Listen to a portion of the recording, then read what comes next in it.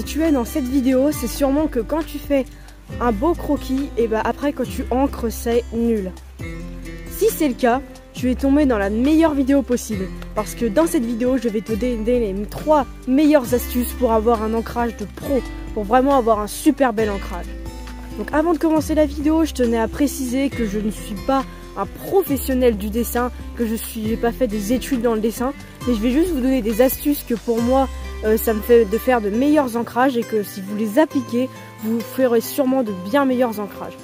Bonjour à tous, c'est Malo, on est mercredi, j'espère que vous avez attendu cette vidéo avec impatience. Donc là, comme vous pouvez le voir, je suis toujours dans la pampa. Et en plus, il pleut. Mais ça, c'est pas grave, je tourne quand même ma vidéo. Je préfère être dehors que chez moi à l'intérieur. J'ai déjà expliqué pourquoi dans la première vidéo. Donc si tu l'as pas vue, n'hésite pas à aller la voir. Elle sera un des deux côtés, je ne connais pas trop encore de quel côté arrivent les fiches. Mais bon, tu verras dans tous les cas. La première astuce que j'ai à te donner, c'est de déjà bien choisir son outil d'ancrage. Alors ça peut paraître débile, mais je m'explique. Parce qu'en fait, on peut différencier 2 grands types d'ancrage. Donc il y a les micro-pigments, des petits feutres avec une mine fine qui permet de faire des traits noirs. Et on peut aussi ancrer avec une plume comme le font les mangaka et de l'encre de Chine. Moi personnellement, je possède les deux et je peux vous dire que c'est beaucoup plus facile d'ancrer avec des micro-pigments. Parce que d'abord, vous n'avez pas à retremper votre plume toutes les 5 minutes dans l'encre de Chine. Et en plus, ça fait un trait continu et c'est très facile à gérer parce que la plume, ça fait un trait discontinu. Il faut faire attention quand vous ancrez avec une plume à ne pas repasser avec votre main parce que c'est un coup à faire une grosse bavure sur votre dessin. Donc qu'est-ce que je vous conseille? Je vous conseille de prendre des micro-pigments. Après, si vous voulez faire un ancrage avec une plume que vous maîtrisez déjà bien l'ancrage, vous pouvez tester avec la plume. Moi j'ai testé et franchement j'aime bien. C'est juste, faut savoir, beaucoup plus difficile. Je vous mets dans la description des références de micro-pigments que vous pourriez acheter si vous n'avez pas encore de matériel d'ancrage. Et je vous mets même une référence de plume si vous voulez vous lancer dans l'ancrage avec la plume. Le deuxième conseil que je peux vous donner, ce sera de varier la taille de l'ancrage. Alors si vous avez choisi d'ancrer avec une plume, la taille de l'ancrage sera variée automatiquement parce que si vous utilisez une plume G, comme je vous ai dit, le trait est discontinu, alors vous pourriez faire fluctuer votre trait. Mais si vous avez des micro-pigments, tout d'abord, je vous conseille de varier les tailles. C'est-à-dire que vous prenez le 0,1 mm pour les détails du visage, le 0,3 pour les contours à l'intérieur du personnage et le 0,5 pour faire tout le contour. C'est un exemple, je ne fais pas ça, j'ai dit ça un peu au pif, mais vous voyez l'idée. Si vous ne variez pas l'épaisseur de votre trait, vous pouvez avoir vraiment un dessin qui vous déplaît à la fin.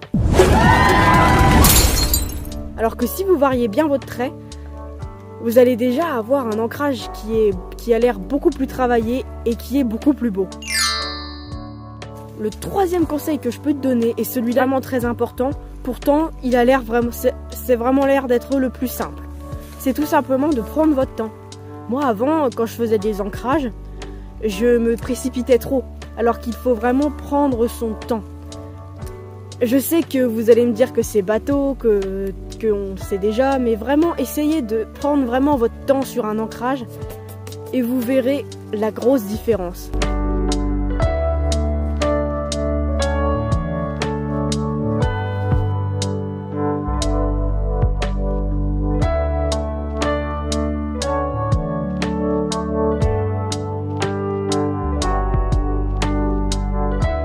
C'est vraiment super important comme conseil, prenez-le en compte.